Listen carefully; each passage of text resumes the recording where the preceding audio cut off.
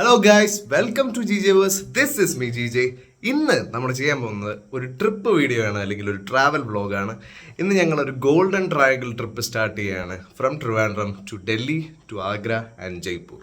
അപ്പോൾ ഈ യാത്ര ഇന്ന് തുടങ്ങുകയാണ്. അത് ഫുൾ പാക്ക് ചെയ്ത് കഴിഞ്ഞു, എല്ലാം സെറ്റാണ്. സോ നമുക്ക് വീഡിയോയിലേക്ക് പോകാം. ഗോൾഡൻ ട്രയാങ്കിൾ ട്രിപ്പ് ഇപ്പോൾ വെക്കേഷൻ ടൈം വരികയാണ്. സോ നിങ്ങൾക്കൊക്കെ പ്ലാൻ ചെയ്യാൻ പറ്റിയൊരു ട്രിപ്പാണ്. വീഡിയോ ഒക്കെ കണ്ടതിന് ശേഷം നിങ്ങൾക്ക് ഇഷ്ടപ്പെടുവാണെങ്കിൽ നിങ്ങളൊന്ന് ചൂസ് ചെയ്ത് നോക്കുക. ഞാൻ മേക്ക് മൈ ട്രിപ്പ് വഴിയാണ് ബുക്ക് ചെയ്തത്. സോ ആദ്യം ഞങ്ങൾ ട്രിവാൻഡ്രത്ത് നിന്നാണ് സ്റ്റാർട്ട് ചെയ്തത്. ഞങ്ങളെല്ലാവരും എയർപോർട്ടിലേക്ക് എത്തി. ഞാനും അച്ഛനും അമ്മയും ആദ്യം എത്തി. ദെൻ കലയമ്മായി, അതായത് അച്ഛൻ്റെ സിസ്റ്ററാണ് കലയമ്മായും ബാലുമാവനും എത്തി. കുറച്ച് കഴിഞ്ഞപ്പോഴത്തേക്ക് അച്ചു, അതായത് എൻ്റെ കസിനാണ് അച്ചു, പിന്നെ മിനിയമ്മായി, ജയമാമൻ എല്ലാവരും എത്തി. ഞങ്ങൾ അവിടെ വെയിറ്റ് ചെയ്തിങ്ങനെ ഇരിക്കുകയാണ്. ബോർഡിംഗ് പാസ് കിട്ടി, കുറച്ച് ഫോട്ടോ ഒക്കെ എടുത്തിട്ട് നേരെ ബസ്സിൽ കയറി പ്ലെയിനിൻ്റെ അടുത്തേക്ക് പോയി. എനിക്ക് കുറച്ച് ഹൈറ്റൊക്കെ പേടിയുള്ള ഒരാളാണ്. സോ ടേക്ക് ഓഫ് സമയത്തൊക്കെ ഞാനൊന്ന് പേടിച്ചു. കുറച്ച് നേരം കഴിഞ്ഞപ്പോഴത്തേക്ക് ഞാൻ ഓക്കെ ആയി. ദെൻ ഞങ്ങൾ നല്ല സൺറൈസൊക്കെ കണ്ടു. പ്ലെയിനിൽ ഇരുന്നുകൊണ്ട് നല്ല ഭംഗിയായിരുന്നു. ഫുഡൊക്കെ കഴിച്ചു. നല്ല വിശപ്പുണ്ടായിരുന്നുകൊണ്ട് ബ്രേക്ക്ഫാസ്റ്റ് ആയിട്ട് നൂഡിൽസ്, പോഹ, പിന്നെ ഉപ്പുമാവ് അങ്ങനെയൊക്കെ കഴിച്ചു. ദെൻ ഞങ്ങൾ ഡൽഹി ഇറങ്ങിയപ്പോൾ തന്നെ ചെറിയ തണുപ്പ് തുടങ്ങിയിരുന്നു. എയർപോർട്ടിൽ നിന്ന് ഇനി കലയമ്മയുടെ മോളായിട്ടുള്ള ഉണ്ണിച്ചേച്ചിയും ദെൻ ഉണ്ണിച്ചേച്ചിയുടെ ഹസ്ബൻഡ് അമ്പാടിച്ചേട്ടനും വരാനായിട്ട് ഞങ്ങളവിടെ വെയിറ്റ് ചെയ്തിരുന്നു. അതിനിടയ്ക്ക് ഒരു കിടുക്ക് ലംബോർഗിനിയുടെ വണ്ടിയൊക്കെ കണ്ടു, സെറ്റ് സാധനം. സോ ചുമ്മാ വീഡിയോയിൽ അതൊക്കെ ഒന്ന് കയറ്റിയിട്ടുണ്ട്. ദെൻ ഞങ്ങൾ ഉണ്ണിച്ചേച്ചി വരാനായിട്ട് വെയിറ്റ് ചെയ്തിരുന്നു. ആ വെയിറ്റ് ചെയ്തിരുന്ന സമയത്ത് ചെറിയ വിശപ്പൊക്കെ ഉണ്ടായിരുന്നു. സോ അവിടെ ഒരു വെൻഡിങ് മെഷീനിൽ നിന്ന് കുറച്ച് സാധനങ്ങളൊക്കെ എടുത്ത് കഴിച്ചു. ഒരു ട്രീറ്റ് പോലത്തെ ഒരു സാധനം, അതെന്താ ഒരു ക്രോസാനോ അങ്ങനെ എന്തൊക്കെയാണ് പറയുന്നത്. സോ ആ സാധനം കഴിച്ചു. പിന്നെ കുറച്ച് ചിപ്സ്, അങ്ങനെ എല്ലാവരും വിശപ്പുണ്ടായിരുന്നു ലൈറ്റായിട്ട്. നമ്മൾ പൊതുവേ എന്താ പറയുക, പ്ലെയിനിൽ നിന്ന് കുറച്ചല്ലേ കഴിച്ചിട്ടുള്ളൂ. സോ വിശപ്പൊക്കെ നടക്കി, ഇടയ്ക്ക് കുറച്ച് ഫോട്ടോ ഒക്കെ എടുത്ത് കുറച്ച് തമാശകളൊക്കെ പറഞ്ഞ് ദെൻ അപ്പോഴേക്കും ഉണ്ണിച്ചേച്ചി എത്തി. ഇതാണ് ഉണ്ണിച്ചേച്ചി അമ്പാടിച്ചേട്ടനും. ഞങ്ങളുടെ വണ്ടിയും കാത്ത് നിപ്പായി. വണ്ടി വന്നപ്പോഴത്തേക്കും നമ്മുടെ ട്രാവലറാണ്, മേക്ക് മൈ ട്രിപ്പ് വഴി തന്നെ അറേഞ്ച് ചെയ്ത ഒരു ട്രാവലറാണ്. സോ അത് വന്ന് ഞങ്ങൾ സാധനങ്ങളൊക്കെ കയറ്റി നല്ല ഐശ്വര്യമായിട്ടുള്ള എന്താ പറയുക, നല്ല സെറ്റപ്പ്, അകത്ത് നല്ല എ സിയൊക്കെയുള്ള സെറ്റ് വണ്ടിയായിട്ടാണ് എനിക്ക് തോന്നിയത്. സോ ഞങ്ങൾ വണ്ടിയുടെ ഫോട്ടോ ഒക്കെ എടുത്ത് വീഡിയോ ഒക്കെ എടുത്തിട്ട് നേരെ വണ്ടിക്കകത്തോട്ട് കയറി. ആദ്യം ഞങ്ങളുടെ ലക്ഷ്യം എന്ന് പറഞ്ഞാൽ നേരെ സ്റ്റേ പോയി ഒന്ന് ഫ്രഷായി ഒന്ന് റിലാക്സ് ചെയ്യുക. പോകുന്ന വഴി കുറച്ച് പ്രാവുകളൊക്കെ ഉള്ളൊരു ജംഗ്ഷൻ കണ്ടു. ആ ഒരു ജംഗ്ഷൻ സിഗ്നലിൻ്റെ അടുത്ത് പ്രാവുകളുണ്ട്. കബൂത്തർ കബൂത്തറോ ഫുഡ് നഹി ദേതോ അങ്ങനെ എന്തോ ഒരു സംഭവം എഴുതിയിരിക്കുന്നത്. ഫുഡ് കൊടുക്കരുതെന്ന് പറഞ്ഞു. അയാൾ അവിടെ ഫുഡ് കൊടുത്തുകൊണ്ടായിരിക്കുന്നത്. എന്തായാലും വണ്ടിക്കകത്തുള്ളവരെല്ലാവരുടെയും വീഡിയോയും ഫോട്ടോ ഒക്കെ എടുത്ത് കുറച്ച് തമാശകളും കളികളും ഒക്കെ ആയിട്ട് അങ്ങനെ ഇരുന്നു. ദെൻ കുറച്ച് ഇപ്പോൾ ഞങ്ങൾ സ്റ്റേയിലെത്തി. രൂപമാണ് ഞങ്ങളുടെ ലോഡ്ജ്. ഇത് നമുക്കത് കസ്റ്റമൈസ് ചെയ്യാം കേട്ടോ. മേക്ക് മൈ ട്രിപ്പ് വഴി ബുക്ക് ചെയ്യുമ്പോഴത്തേക്ക് അകത്ത് കസ്റ്റമൈസ് ചെയ്യാനുള്ള ഓപ്ഷനൊക്കെ ഉണ്ട്. ഹോട്ടലെത്തി. റൂമിൽ ചെന്ന് എല്ലാ ബാഗൊക്കെ വെച്ച് ഒന്ന് സെറ്റിലായിട്ട് ഒട്ടും തന്നെ എല്ലാവരും ഭക്ഷണം കഴിക്കാനായിട്ട് റെഡിയായിട്ട് ഇറങ്ങി. കാരണം നല്ല വിശപ്പുണ്ട്. നല്ല നീറ്റായിട്ടുള്ള റൂമായിരുന്നു കേട്ടോ, പറയാതിരിക്കാൻ വയ്യ. നല്ല സൂപ്പർ സെറ്റപ്പായിട്ടുള്ള റൂമായിരുന്നു. ഇടാനായിട്ട് ചെരുപ്പ്, ഡ്രസ്സ്, അങ്ങനത്തെ കുറേ കാര്യങ്ങൾ, പിന്നെ ടവൽസ്, പിന്നെ ഷേവിങ്ങിനുള്ള സാധനങ്ങൾ, പിന്നെ അല്ലാതെ സെൽഫ് കെയർ എന്ന് പറഞ്ഞാൽ അങ്ങനെ കുറേ ഒരുപാട് ഐറ്റംസ് അവർ പ്രൊവൈഡ് ചെയ്തിരുന്നു. ദെൻ നമ്മൾ നേരെ ഫുഡ് കഴിക്കാനായിട്ട് പോയി. പിണ്ടോ അങ്ങനെ എന്തോ ആയിരുന്നു ആ ഒരു ഹോട്ടലിൻ്റെ പേര്. നമ്മുടെ സ്റ്റേയുടെ തന്നെ രൂപത്തിൻ്റെ തന്നെ ആയിട്ടുള്ള ഹോട്ടൽ തന്നെയാണ്. സോ അവിടെ ചെന്ന് ഫുഡ് കഴിക്കാനായിട്ട് ഇങ്ങനെ വെയിറ്റ് ചെയ്തിരുന്നു. ആദ്യമായിട്ട് കൊണ്ടുവന്നത് വളരെ വ്യത്യസ്തമായിട്ടുള്ള ഒരു ഉള്ളിയിൽ ബീട്രൂട്ടൊക്കെ ചാലിച്ചിട്ട് എന്തൊക്കെയോ ഒരു സാധനമാണ്, ഒരു വെറൈറ്റി സാധനം, ഒരു പ്രത്യേക പലഹാരം. സോ അതൊക്കെ കഴിച്ചു. ദെൻ നോർത്ത് ഇന്ത്യൻ വിഭവങ്ങളുടെ ഒരു ചാകര തന്നെയായിരുന്നു. ചിക്കൻ ടിക്ക പോലത്തെ എന്തെല്ലാം ഐറ്റം, ബിരിയാണി, ചിക്കൻ ടിക്ക, മേത്തി റൊട്ടി, പിന്നെന്താ കോൺ വെച്ചിട്ടുള്ളൊരു റൊട്ടി, പിന്നെ അതല്ലാതെ പനീർ ബട്ടർ മസാല, അങ്ങനെ എല്ലാം കഴിച്ച് ഫോട്ടോ ഒക്കെ എടുത്തിട്ട് പുറത്ത് ഒരു പാൻ കട കണ്ടു. സോ അവിടെ നിന്ന് ഞാനൊരു മീഠാ പാൻ വാങ്ങിച്ച് കഴിച്ചു. മനസ്സിൽ ഒരുപാട് ടേസ്റ്റൊക്കെ എക്സ്പെക്റ്റ് ചെയ്തു. അത്രയ്ക്ക് ടേസ്റ്റ് ഒന്നുമല്ല, എങ്കിലും നമുക്കിങ്ങനെ കഴിക്കാം, ഒരു ദഹനത്തിനൊക്കെ നല്ലതാണെന്ന് പറഞ്ഞുകൊണ്ട് അങ്ങനെ കഴിച്ചു. ഞാൻ റൂമെത്തി ഒന്ന് റിലാക്സ് ചെയ്തു. സോ ഗൈസ്, നമ്മൾ ഫുഡൊക്കെ കഴിച്ചു, എല്ലാം കഴിഞ്ഞു. ഇപ്പോൾ നമ്മൾ കുറച്ച് നേരം റെസ്റ്റ് എടുത്തു, മീഠാ പാനൊക്കെ കഴിച്ചു. അത് കഴിഞ്ഞ് കുറച്ച് റെസ്റ്റൊക്കെ കഴിഞ്ഞ് ഇപ്പോൾ ഫ്രഷായി. ഇനി നേരെ അക്ഷർധാമിലേക്കാണ് പോകുന്നത്. അപ്പോൾ അവിടെ കാണാം. വൈകുന്നേരം മുതൽ ഡൽഹിയിൽ നല്ല തണുപ്പാണെന്ന് കേട്ടിട്ട് ഞങ്ങൾ അതിന് തക്കായിട്ടുള്ള ഡ്രസ്സൊക്കെ ഇട്ട് കണ്ടില്ലേ, മെട്രോയുടെ ഇടയിൽ കൂടെ പോകുന്നത് നല്ല രസമുണ്ട്. ആ ഒരു ഗുഹ പോലെ അവർ ചെയ്തേക്കുന്നത്, നല്ല പെയിൻറ്റിങ്സ് ഒക്കെ വെച്ച്. ഇതാ ദൂരെയായിട്ട് കാണുന്ന അതാണ് അക്ഷർധാം. സ്വർണ്ണമൊക്കെയാണ് അകത്ത്, സെറ്റപ്പൊക്കെ ആണെന്നാണ് കേട്ടിട്ടുള്ളത്. നമ്മളപ്പോൾ അക്ഷർധാം എത്തി. ഇവിടെ മൊബൈൽ അകത്തോട്ട് കടത്തി വിടൂലെന്നാണ് തോന്നുന്നത്, നോക്കാം. ഭഗവാൻ സ്വാമിനാരായണൻ എന്ന് പറഞ്ഞാൽ അദ്ദേഹത്തിൻ്റെ ഒരു മെമ്മറി ഒക്കെ ആയിട്ടുള്ള ഒരു സ്ഥലമാണ് ഈ ഒരു അക്ഷർധാം. സ്വർണവും കാര്യങ്ങളൊക്കെ വെച്ചിട്ട് അകമൊക്കെ കാണാൻ നല്ല ഭംഗിയാണ്. നന്നായിട്ട് ഇഷ്ടപ്പെട്ടു. അക്ഷർധാം കണ്ടിറങ്ങി ബാക്കി കാണുന്നതാണ്. നമ്മളെല്ലാവരും കുറേ ട്രൈ ചെയ്ത് നോക്കി. ക്യാമറയോ ഒന്നും അലോഡല്ല അകത്തോട്ട്. അവർക്ക് 70 രൂപയ്ക്ക് അവർ ഫോട്ടോ എടുത്ത് തരും. അപ്പോൾ അതിന് വേണ്ടിയിട്ടാണ് അവർ ക്യാമറ അലോ ചെയ്തിട്ടില്ല. സോ എനിവേസ് കണ്ടു, രസമുണ്ട്. ഇവിടെ ഉള്ളത് നല്ലൊരു ഫുഡ് കോർട്ടുണ്ട്. അപ്പോൾ അവിടെ നിന്ന് പാവ് ബജിയും കാര്യങ്ങളൊക്കെ ട്രൈ ചെയ്തു. എല്ലാം ടേസ്റ്റിയും കാര്യങ്ങളൊക്കെ ആയിരുന്നു. പിന്നെ ഇവരെല്ലാം ഉണ്ട്, നടന്നുകൊണ്ടിരിക്കുക. ഇത്രയും നേരം ക്യാമറ കൈ കിട്ടാതിരുന്നിട്ട് ഇപ്പോഴാണ് കിട്ടിയത്. ഓക്കെ ഗൈസ്, അപ്പോൾ ഇനി നേരെ നമ്മൾ കരോർ ബാഗിലെ അവിടെയാണ് ഞങ്ങളുടെ സ്റ്റേ ആക്ച്വലി, കരോൾ ബാഗിൽ. അവിടെ തന്നെയുള്ള ഷോപ്പിംഗ് സ്ട്രീറ്റിലോട്ടാണ് പോകുന്നത്. Okay, see you there. ഡൽഹിയിലെ ഒരു പ്രധാനപ്പെട്ട ഒരു വ്യാവസായിക കേന്ദ്രമാണ് നമ്മുടെ ഈ കരോൾ ബാഗ് എന്ന് പറയുന്ന മാർക്കറ്റ്. നല്ല തിരക്കുള്ള ഒരുപാട് വെറൈറ്റി ആയിട്ടുള്ള സാധനങ്ങൾ വിൽക്കപ്പെടുന്ന ഒരു സ്ഥലമാണ്. കരോൾ ബാഗിലെ അജ്മൽ ഖാൻ സ്ട്രീറ്റ് തപ്പി പൊക്കോണ്ടിരിക്കുകയാണ്. കരോൾ ബാഗിലൂടെ നടക്കുമ്പോഴത്തേക്കും പലതരത്തിലുള്ള കച്ചവടക്കാർ നമ്മളെ സമീപിക്കും. ഐപാഡും ഒക്കെ വളരെ വില കുറവിലൊക്കെ വിൽക്കുന്ന ആൾക്കാരൊക്കെ ഒരുപാട് പേര് വരും. എല്ലാം അനധികൃതമായിട്ടുള്ള പരിപാടികളാണ്. പിന്നെ അല്ലാതെ ലാഭത്തിന് ഡ്രസ്സ്, ബാഗ്സ്, പെട്ടികൾ, കളിപ്പാട്ടങ്ങൾ, അങ്ങനെ എല്ലാ സാധനങ്ങളും വളരെ ലാഭത്തിന്. ബാർഗെയിനിങ് സ്കില്ല് വേണം. നന്നായിട്ട് ബാർഗെയിൻ ചെയ്യാൻ അറിയാവുന്നവർക്ക് വളരെ ലാഭത്തിന് മേടിച്ചെടുക്കാൻ പറ്റുന്നൊരു സ്പോട്ടാണ് ഈ കരോൾ ബാഗ്. ബാലുമാവൻ കുറേ കാലം ഡൽഹിയിലുണ്ടായിരുന്നുകൊണ്ട് ഹിന്ദിയൊക്കെ നല്ലതായിട്ട് അറിയാം. സോ ബാലുമാവനായിരുന്നു ബാർഗെയിനിങ്ങിൽ മുൻപിട്ട് നിന്ന് ബാർഗെയിൻ ചെയ്തത്. ഞങ്ങളിടയ്ക്ക് കഴിക്കാനായിട്ടൊരു നാൻ കട്ടൊക്കെ മേടിച്ചു. അവിടെ ഒരാൾ സെല് ചെയ്യാൻ വന്നിരുന്നു, ഒരു ഉന്തുവണ്ടിക്കാരൻ. സോ അതൊക്കെ മേടിച്ച് കഴിച്ചു. നല്ല ടേസ്റ്റായിരുന്നു. നാടൻ നാൻ കട്ട്. ഷോപ്പിംഗ് ഒക്കെ കഴിഞ്ഞ് എല്ലാവരും ക്ഷീണിച്ചപ്പോഴത്തേക്ക് ഞങ്ങൾ ഫുഡ് കഴിക്കാനായിട്ട് സൗത്ത് വാല എന്ന് പറഞ്ഞൊരു കടയിലേക്ക് പോയി. കുറച്ച് സൗത്ത് ഇന്ത്യൻ ഫുഡ് കഴിച്ച് നോക്കാമെന്ന് വിചാരിച്ചു.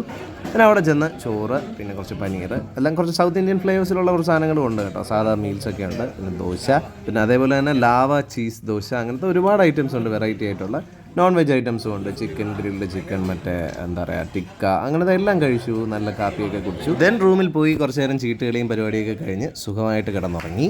ഇനി നാളെ രാവിലെയാണ് ബാക്കി. ഹായ് ഗൈസ്, അപ്പോൾ ഇന്നത്തെ നമ്മുടെ ദിവസം തുടങ്ങാൻ പോവാണ്. ഇന്നലെ നമ്മൾ രാത്രി കുറച്ച് ചീട്ടുകളിയും മൊണോപ്പൊളിയൊക്കെ ആയിട്ട് ഫിനിഷ് ചെയ്തു. ഇന്നലെ അടിപൊളിയായിരുന്നു. നമ്മൾ കുറച്ച് സ്ഥലങ്ങളൊക്കെ പോയി. അക്ഷർധാം, പിന്നെ നമ്മുടെ കരോൾ ബാഗിലെ മാർക്കറ്റ്, കുറേ സാധനങ്ങളൊക്കെ മേടിച്ചു. അടിപൊളി ഡിന്നർ കഴിച്ചു. സൗത്ത് വാലാസ് എന്ന് പറഞ്ഞൊരു കടയിൽ നല്ല ഡിന്നറൊക്കെ കഴിച്ചു. സോ നമ്മൾ ഇന്ന് സ്റ്റാർട്ട് ചെയ്യാൻ പോവുകയാണ്. ഇന്ന് ആദ്യം നമുക്ക് ഇവിടുത്തെ തന്നെ നമ്മുടെ ഇപ്പോൾ താമസിക്കുന്ന ഹോട്ടലിൽ തന്നെ ബ്രേക്ക്ഫാസ്റ്റ് കിട്ടുന്നുണ്ട്. കോംപ്ലിമെൻ്ററി ആണ്. അപ്പോൾ അത് കഴിക്കാനായിട്ട് പോവാണ്. സോ അവിടെ കാണാം. തലേന്ന് ഞങ്ങൾ വന്നിറങ്ങിയപ്പോൾ ലഞ്ച് കഴിച്ച സെയിം ഹോട്ടൽ തന്നെയാണ് ഒയ്പിണ്ട്. ഇത്തവണ ബ്രേക്ക്ഫാസ്റ്റ് കോംപ്ലിമെൻ്ററി ആണെന്നേ ഉള്ളൂ. സോ ഞങ്ങളെല്ലാവരും വരാനായിട്ട് നമ്മളവിടെ ആ പോർട്ടിക്കോയിൽ ഇങ്ങനെ വെയിറ്റ് ചെയ്തിരിക്കുകയാണ്. അതിനിടയ്ക്ക് കുറച്ച് പേരൊക്കെ നമ്മുടെ അച്ഛനും ജയമാവനും ബാലുമാവനും ഒക്കെ വെളിയിലിറങ്ങി നിൽപ്പുണ്ട് ആ ഒരു തണുപ്പൊക്കെ ആസ്വദിക്കാനായിട്ട്. അപ്പോഴേക്കും അച്ചു, ഉണ്ണി ചേച്ചിയും അമ്പാടി ചേട്ടനും എല്ലാവരും എത്തി. സോ ഞങ്ങൾ നേരെ കഴിക്കാനായിട്ട് കയറി. കഴിക്കാൻ കോംപ്ലിമെൻ്ററി ബ്രേക്ക്ഫാസ്റ്റ് അത്യാവശ്യം ഗ്രാൻഡ് ആയിട്ടുള്ള ബ്രേക്ക്ഫാസ്റ്റ് ആയിരുന്നു. പൂരിയുണ്ട്, കറിയുണ്ട്, പോഹയുണ്ട്, പിന്നെ അല്ലാതെ പനീറുണ്ട്, പിന്നെ അല്ലാതെ പഴം, ഓംലെറ്റ്, അങ്ങനെ ഒരുപാട് ഐറ്റംസ് ഉണ്ടായിരുന്നു. ദെൻ ഫോട്ടോ ഒക്കെ എടുത്തിട്ട് ഞങ്ങൾ നേരെ അടുത്ത സ്പോട്ടിലേക്ക് പോകാനായിട്ട് വണ്ടിയിലേക്ക് കയറി റെഡിയായി. ആദ്യത്തെ ഡെസ്റ്റിനേഷൻ കുത്തബ് മിനാർ. നമ്മൾ കുത്തബ് മിനാർ എത്തിക്കഴിഞ്ഞു. പഴയ റൂളറായിട്ടുള്ള കുത്ബുദ്ദീൻ ഐബക്ക്, ഈ ഡൽഹി സൽത്തനേറ്റിൻ്റെയൊക്കെ പാർട്ടായിരുന്നു. അപ്പം ആ ഒരു സുൽത്താൻ കുത്ബുദ്ദീൻ ഐബക്കിൻ്റെ കാലത്താണ് ഈ ഒരു കുത്തബ് മിനാറിൻ്റെ പണി ആരംഭിച്ചത്. തുടർന്ന് ഇൽത്തുമിഷും ഫിറോസ് ഷാ തുഗ്ലക്കും ചേർന്നാണ് ഇതിൻ്റെ ബാക്കി ഫുള്ള് കൺസ്ട്രക്ഷനൊക്കെ കംപ്ലീറ്റ് ചെയ്തത്. പണ്ട് കാലത്ത് ഒരിക്കൽ ഒരു മിന്നലൊക്കെ സ്ട്രൈക്ക് ചെയ്തിട്ട് അതിൻ്റെ മേൽഭാഗമൊക്കെ തകർന്നു. അതൊക്കെ പിന്നീട് പണി കഴിപ്പിച്ച് ശരിയാക്കിയതാണ്. ഏറ്റവും പൊക്കം കൂടിയ ഒരു ടവർ തന്നെയാണത്. അവിടെ ഒരുപാട് അറബിക്കും നാഗരികമായിട്ടുള്ള ലിപിയിലുള്ള ഒരുപാട് ഇൻസ്ക്രിപ്ഷൻസ്, എഴുത്തുകളൊക്കെ ഉണ്ട്. അതൊക്കെ കാണാനും ഒക്കെ വളരെ വളരെ ഒരു ഹിസ്റ്റോറിക്കൽ ഇമ്പോർട്ടൻസ് ഉള്ളൊരു പ്ലേസ് ആണല്ലോ. കാണാനൊക്കെ വളരെ ഭംഗിയായിട്ടുള്ള ഒരു സ്ഥലമാണ്. പിന്നെ അതിന് ചുറ്റുമുള്ള സ്ഥലങ്ങളൊക്കെ പണ്ടത്തെ അറ്റാക്സിലും മിന്നലും അങ്ങനത്തെ സ്റ്റോം, അങ്ങനത്തെ പ്രകൃതി ആയിട്ടുള്ള കാര്യങ്ങളൊക്കെ കൊണ്ട് പലതും നശിച്ചു പോയിട്ടുണ്ട്. എങ്കിലും ആ ഒരു സ്ഥലങ്ങൾ കാണാനായിട്ട് ആ ഒരു പണ്ട് കാലത്തുള്ള ആൾക്കാർ കൺസ്ട്രക്ട് ചെയ്ത ആ ഒരു കൺസ്ട്രക്ഷൻസിൻ്റെയൊക്കെ ഒരു ഭംഗി എന്ന് പറഞ്ഞാൽ ഭയങ്കര രസമാണ്. പിന്നെ അത്ര ഹിസ്റ്റോറിക്കൽ ഇമ്പോർട്ടൻസ് ഉള്ള ഒരു പ്ലേസിൽ പോകുമ്പോഴത്തേക്കും അതിൻ്റെ ഒരു ഓറ എന്താ പറയുക, നമുക്ക് ഭയങ്കര ഒരു പോസിറ്റീവ് വൈബും ഒക്കെ കിട്ടുന്ന കുറേ സ്ഥലങ്ങൾ അവിടെ ഉണ്ട്. ഒരുപാട് ഫോട്ടോസൊക്കെ എടുക്കാൻ പറ്റിയൊരു സ്പോട്ടാണ് ഈ കുത്തബ് മിനാർ. ഈ കുത്തബ് മിനാറിൻ്റെ തൊട്ടടുത്തായിട്ട് പകുതി കൺസ്ട്രക്ട് ചെയ്യപ്പെട്ട രീതിയിൽ ഒരു അലായ് മിനാർ എന്നൊരു സാധനം കൂടെയുണ്ട്. അലാവുദ്ദീൻ ഖിൽജി എന്ന് പറഞ്ഞ റൂളർ ഈ ഒരു കുത്തബ് മിനാറിനെ കടത്തി വെട്ടാനായിട്ട് ട്രൈ ചെയ്ത് സ്റ്റാർട്ട് ചെയ്തൊരു സാധനമാണ്. പക്ഷേ എന്ത് ചെയ്യാം, അദ്ദേഹത്തിന് എന്താ പറയുക, മരണം സംഭവിച്ച് ആ ഒരു കൺസ്ട്രക്ഷൻ വഴിയിൽ വെച്ച് മുടങ്ങിപ്പോയി. അവിടെ ഒരു അണ്ണാർക്കണ്ണൻ ഓടി കളിക്കുന്നതൊക്കെ കണ്ടു. കുറച്ച് നേരം അവിടെ നിന്ന് ഫോട്ടോസൊക്കെ എടുത്തിട്ട് ഞങ്ങൾ അവിടെ നിന്ന് ഇറങ്ങി. അങ്ങനെ കുത്തബ് മിനാർ കണ്ടു കഴിഞ്ഞു. ഇത് നമ്മൾ അടുത്ത സ്പോട്ടിലോട്ടാണ്. അവിടെ കാണാം. അടുത്തായിട്ട് ഞങ്ങൾ പോകുന്ന ലോട്ടസ് ടെമ്പിളിലേക്കാണ്. ട്രാവലർ ഇരുന്നുകൊണ്ട് തന്നെ ആ ഒരു ലോട്ടസ് ടെമ്പിൾ കാണാനായിട്ട് നല്ല ഭംഗിയായിരുന്നു. സോ ഞങ്ങൾ അതൊക്കെ കണ്ട് ദെൻ അവിടെ ചെന്ന് ഇറങ്ങി. ഇറങ്ങുന്നതിന് മുമ്പ് തന്നെ ഞങ്ങൾ തൽക്കാലം വിശപ്പ് മാറാനുള്ള സാധനങ്ങളൊക്കെ കഴിച്ചു. ഞങ്ങളിപ്പോൾ ലോട്ടസ് ടെമ്പിൾ എത്തി. ലോട്ടസ് ടെമ്പിളിലുള്ള ഐസ്ക്രീം സാധനങ്ങളൊക്കെ ആയിട്ട് നിൽക്കുകയാണ്. പക്ഷേ ഒന്നും അകത്തോട്ട് കൊണ്ടുപോകാൻ സമ്മതിക്കില്ല. എല്ലാ മതങ്ങളിലെയും ആ ഒരു വണ്ണസ് കൊണ്ടുവന്നിട്ടുള്ള ബഹായ് എന്ന് പറഞ്ഞൊരു ഗ്രൂപ്പുണ്ട്. അപ്പോൾ ആ ഒരു ബഹായ് ഗ്രൂപ്പിൻ്റെ അല്ലെങ്കിൽ ആ ഒരു ബഹായ് മതത്തിൻ്റെ വക്താക്കൾ നിർമ്മിച്ചിട്ടുള്ള ഒരു പബ്ലിക് ആയിട്ട് വന്ന് വർഷിപ്പ് ചെയ്യാൻ പറ്റുന്നൊരു സ്പേസാണ് ഈ ലോട്ടസ് ടെമ്പിൾ എന്ന് പറയുന്നത്. ഇവിടെ ഡൈറ്റീസ്, അതായത് ദൈവങ്ങളുടെ ഒരു പ്രതിമയോ ഒന്നും വെച്ചിട്ടില്ല. ജസ്റ്റ് ആ ഒരു റൂം വളരെ ക്വയറ്റായിട്ട് വളരെ കാമായിട്ട് നമുക്കിരുന്ന് വർഷിപ്പ് ചെയ്യാൻ പറ്റിയ ഒരു റൂമാണ് ഈ ലോട്ടസ് ടെമ്പിളിൽ അകത്തായിട്ട് സെറ്റ് ചെയ്തിട്ടുള്ളത്. ബഹായ് മതത്തിൻ്റെ ആൾക്കാർ ചെയ്തുകൊണ്ട് തന്നെ അവിടെ വേറെ നമുക്ക് വർഷിപ്പ് ചെയ്യാനായിട്ട് മന്ത്രങ്ങളോ ഒന്നുമില്ല. സൈലൻ്റായിട്ട് പ്രെയർ ചെയ്യുക. കുറച്ച് സമയം മാത്രമേ അവിടെ ഇരിക്കാനായിട്ട് അനുവദിക്കുകയുള്ളൂ. അകത്തേക്ക് കയറുമ്പോഴത്തേക്കും കുറച്ചൊരു 15 മിനിറ്റ് അവിടെ സ്പെൻഡ് ചെയ്യുക. വീഡിയോസ് ഒന്നും അലൗഡ് അല്ല. സോ ഞങ്ങൾ വെളിയിൽ നിന്ന് ഫോട്ടോസ് വീഡിയോസൊക്കെ എടുത്തു. ഒരു കനേഡിയൻ ഇറാനിയൻ ഒക്കെ ഒരു കലർന്ന ഒരു ഡിസൈനാണ് ഈ കെട്ടിടത്തിന്. ഗൈസ്, നമ്മളപ്പോൾ ലോട്ടസ് ടെമ്പിൾ കണ്ടു കഴിഞ്ഞു. ഇനി നേരെ പഞ്ചാബി സ്റ്റോറി എന്ന് പറഞ്ഞൊരു ഹോട്ടൽ തപ്പി പോവാണ്. അവിടെ കിട്ടുകയാണെങ്കിൽ അവിടെ നിന്ന് കഴിക്കും, അല്ലാന്നുണ്ടെങ്കിൽ വേറെ ഏതെങ്കിലും സ്പോട്ട് നോക്കി അങ്ങോട്ട് പോയിക്കൊണ്ടിരിക്കുകയാണ്. അത് കഴിഞ്ഞ് പിന്നെ രാജ്ഘട്ടാണ് ലക്ഷ്യം. അപ്പം ബൈ ബൈ. ശരിക്കും ആ ലോട്ടസ് ടെമ്പിളിൽ സ്പെൻഡ് ചെയ്ത ഒരു 15-20 മിനിറ്റ് ആ ഒരു ടൈം എനിക്ക് ഭയങ്കര ഇഷ്ടപ്പെട്ടു. നന്നായിട്ട് മെഡിറ്റേറ്റ് ചെയ്യാൻ പറ്റി. ഞങ്ങൾ ആ പ്ലാൻ ചെയ്ത റെസ്റ്റോറൻറ്റ് കുറച്ച് ദൂരെ ആയതുകൊണ്ടും രാജ്ഘട്ടിലോട്ടുള്ള വഴിയിലല്ലാത്തതുകൊണ്ടും നമ്മൾ വേറൊരു കട പ്ലാൻ ചെയ്യുന്നു. അപ്പോൾ അടുത്താണെന്നൊക്കെ പറഞ്ഞ് മാപ്പിൽ നോക്കിയിട്ട് അങ്ങോട്ട് പോവുക. ബാക്കി അവിടെ ചെന്നിട്ട് കാണാം. ഈ ഒരു സമയമായപ്പോഴത്തേക്കും നല്ല വിശപ്പായി. അങ്ങനെ നടന്ന് ബിക്കാനീർ വാല എന്ന് പറഞ്ഞൊരു കടയിൽ എത്തിയിട്ടുണ്ട്. ഇവിടെ നല്ല ഫുഡാണെന്ന് കേട്ടു. ഇതാണ് ബിക്കാനീർ വാല. കയറി നോക്കാം എന്താണെന്ന്. വളരെ ഫേമസ് ആയിട്ടുള്ള ഒരു ഗ്രൂപ്പാണ് ഈ ബിക്കാനീർ വാല.